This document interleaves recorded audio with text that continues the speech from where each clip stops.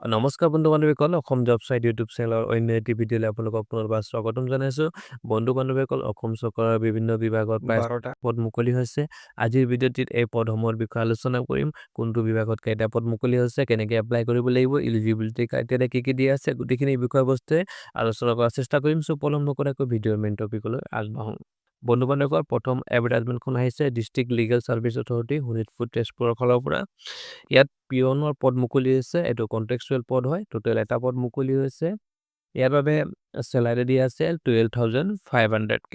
তাৰপিছত কোৱালিফিকেশ্যন বিচাৰিছে ক্লাছ 8 পাছ কৰা হ'ব লাগিব। টেনিউৰ দিয়া আছে এবছৰৰ বাবে, এবছৰৰ টেনিউৰ বাবে এই পদটো হয়। তাৰপিছত এজ দিয়া আছে মিনিমাম 18 বছৰ হ'ব লাগিব প্ৰাৰ্থীজনৰ বয়স। তাৰপিছত মেক্সিমাম 40 বছৰ বয়সৰ ভিতৰত হ'ব লাগিব। অৱশ্যে SC, ST আৰু OBC প্ৰাৰ্থীসকলৰ বাবে চৰকাৰী নৰ্মছ অনুসৰি তেওঁলোকে এজ ৰিলেক্সেশ্যন পাব বুলি ইয়াত লিখা আছে। তাৰপিছত কেনেকৈ এপ্লাই কৰিব? এপ্লাই কৰিবলৈ হ'লে আপোনালোকে ষ্টেণ্ডাৰ্ড এপ্লিকেশ্যন ফৰ্মত এপ্লাই কৰিব লাগিব। এপ্লিকেশ্যন ফৰ্মৰ লগত আপোনালোকে কিছুমান ডকুমেণ্টছ চেল্ফ এটেচ কৰি গাঁঠি দিব লাগিব, যেনে এডুকেশ্যনেল কোৱালিফিকেশ্যন চাৰ্টিফিকেট, তাৰপিছত age proof certificate, caste certificate, valid employment exchange registration card, লগতে 3 copy recent passport size photo আপোনালোকে এপ্লিকেশ্যন ফৰ্মখনৰ লগত গাঁঠি দিব লাগিব। ইয়াৰ লাষ্ট ডেটটো দিয়া আছে 6 ছেপ্টেম্বৰ 2025। সো 6 ছেপ্টেম্বৰ 2025ৰ আগে আপোনালোকে এপ্লিকেশ্যন ফৰ্মখন পঠিয়াব লাগিব। এপ্লিকেশ্যন ফৰ্মখন আপোনালোকে এইটো এড্ৰেছত পঠিয়াব লাগিব, office of the district legal service authority Sonitpur Tezpur. এইটো এড্ৰেছত আপোনালোকে আপোনালোকৰ এপ্লিকেশ্যন ফৰ্মখন পঠিয়াব পাৰিব।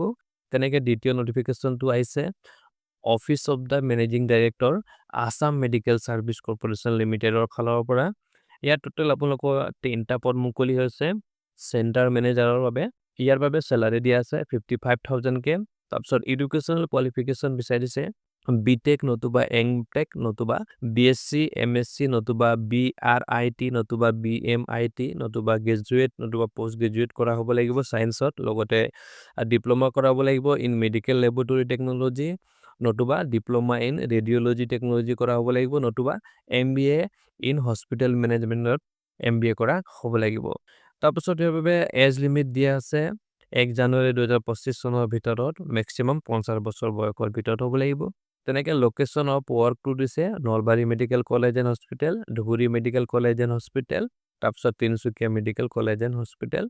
এই 3টা জেগাত আপোনালোকৰ ৱৰ্ক লোকেশ্যনটো হ'ব।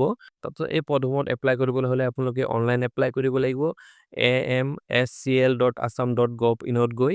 আৰু ইয়াৰ বাবে লাষ্ট ডেটটো দিয়া আছে 13 ছেপ্টেম্বৰ 2025। সো 13 ছেপ্টেম্বৰ 2025ৰ আগে আপোনালোকে এপ্লাই কৰিব লাগিব। আটাইখিনি এডভাৰটাইজমেণ্টখনৰ লিংক মই ডেছক্ৰিপশ্যনত দি দিম। তাত গৈ আপোনালোকে ধুনীয়াকৈ প্ৰথমে চাই ল'ব, তাৰপাছত নিজে চাই মেলি এপ্লাই কৰি ল'ব। তেনেকৈ 3 নম্বৰ এডভাৰটাইজমেণ্টখন আহিছে মৰকুং ছিলেক্ট কলেজ জোনাইৰ ফালৰ পৰা। ইয়াত টোটেল 2টা পদ মুকলি হৈছে। এছিষ্টেণ্ট প্ৰফেচাৰ পলিটিকেল ছায়েন্সৰ বাবে এটা আছে। তেনেকৈ গ্ৰেড 4ৰ পদ লাইব্ৰেৰী বিএডৰ বাবে এটা পদ আছে। 2টা পদে আনৰিজাৰ্ভ কেটেগৰীৰ বাবে। এলিজিবিলিটি ক্ৰাইটেৰিয়া বিচাৰিছে এছিষ্টেণ্ট প্ৰফেচাৰৰ বাবে এডুকেশ্যনেল কোৱালিফিকেশ্যন দিয়া আছে এজ পাৰ UGC নৰ্মছ বুলি। তেনেকৈ এজ লিমিট দিছে মেক্সিমাম 38 এজ হ'ব লাগিব 1 জানুৱাৰী 2025 চনৰ ভিতৰত। অৱশ্যে এজ ৰিলেক্সেশ্যন দিছে SC, STৰ ক্ষেত্ৰত 5 বছৰ, OBC, MOBCৰ ক্ষেত্ৰত 3 বছৰ আৰু PWD কেণ্ডিডেটৰ বাবে 10 বছৰলৈকে বয়সৰ ক্ষেত্ৰত ৰেহাই দিয়া আছে। লগতে ইয়াত কোৱা হৈছে প্ৰাৰ্থীজনৰ PhD থাকিব লাগিব, লগতে লোকেল লেংগুৱেজত প্ৰফিচিয়েঞ্চি থাকিব লাগিব। তেনেকৈ গ্ৰেড 4ৰ লাইব্ৰেৰী বিএডৰ বাবে মিনিমাম এডুকেশ্যনেল কোৱালিফিকেশ্যন ক্লাছ 8 পাছ কৰা হ'ব লাগিব বুলি কোৱা হৈছে। এজ লিমিট ইয়াত আপোনালোকৰ age per Assam government rule বুলি দিয়া আছে। ইয়াৰ ক্ষেত্ৰতো একে প্ৰাৰ্থীজনৰ PhD থাকিব লাগিব, অৰ্থাৎ অসমৰ স্থায়ী বাসিন্দা হ'ব লাগিব, লগতে লোকেল লেংগুৱেজ তেখেতৰ জনা হ'ব লাগিব। তাৰপিছত এপ্লাই কৰোঁতে আপোনালোকে প্ৰেছক্ৰাইব এপ্লিকেশ্যন ফৰ্মত এপ্লাই কৰিব লাগিব। আপোনালোকে এপ্লিকেশ্যন ফি এটা পে' কৰিব লাগিব এপ্লাই কৰোঁতে। যিসকলে এছিষ্টেণ্ট প্ৰফেচাৰ পদৰ বাবে এপ্লাই কৰিব তেখেতসকলে 1500 টকাৰ ডিমাণ্ড ড্ৰাফ্ট কাটিব লাগিব, আৰু যিসকলে গ্ৰেড 4 লাইব্ৰেৰী বিএডৰ পদৰ বাবে এপ্লাই কৰিব তেখেতসকলে 300 টকাৰ ডিমাণ্ড ড্ৰাফ্ট কাটিব লাগিব। আপোনালোকে এপ্লিকেশ্যন ফৰ্মৰ লগত আপোনালোকৰ ৰিলেভেণ্ট ডকুমেণ্টছখিনি চেল্ফ এটেচ কৰি গাঁঠি দিব লাগিব, আৰু আপোনালোকে এইটো এড্ৰেছত আপোনালোকৰ এপ্লিকেশ্যন ফৰ্মখন পঠিয়াব লাগিব। এড্ৰেছটো দিয়া আছে the principal Morkong select college Jonai PONPS Jonai district Dhemaji Assam 787060। এইটো এড্ৰেছত আপোনালোকে এডভাৰটাইজমেণ্ট প্ৰকাশ পোৱাৰ 15 দিনৰ ভিতৰত এপ্লিকেশ্যন ফৰ্মখন পঠিয়াব লাগিব। এডভাৰটাইজমেণ্টখন প্ৰকাশ পাইছে 27 আগষ্টত। আপোনালোকে সেইমতে নিজে চাই মেলি এপ্লাই কৰিব পাৰিব। তেনেকৈ শেষত ডিব্ৰু কলেজৰ ফালৰ পৰা নটিফিকেশ্যন এটা আহিছে। টোটেল 6টা পদ আছে ইয়াৰ বাবে এছিষ্টেণ্ট প্ৰফেচাৰৰ বাবে। ছাবজেক্টসমূহ দিয়া আছে physics, chemistry, botany, zoology, mathematics আৰু হিন্দী MIL ৰ বাবে টোটেল 6টা পদ আছে। এই পদসমূহৰ বাবে এডুকেশ্যনেল কোৱালিফিকেশ্যন বিচাৰিছে। পোষ্ট গ্ৰেজুৱেট ডিগ্ৰী কৰা হ'ব লাগিব কনচাৰ্ন ছাবজেক্টত উইথ 55% মাৰ্ক লৈ। লগতে BEd ডিগ্ৰী কৰা হ'ব লাগিব 55% মাৰ্ক লৈ মিনিমাম। লগতে নেট নতুবা স্লেট উত্তীৰ্ণ হোৱা হ'ব লাগিব বা PhD কৰা হ'ব লাগিব কনচাৰ্ন ছাবজেক্টত।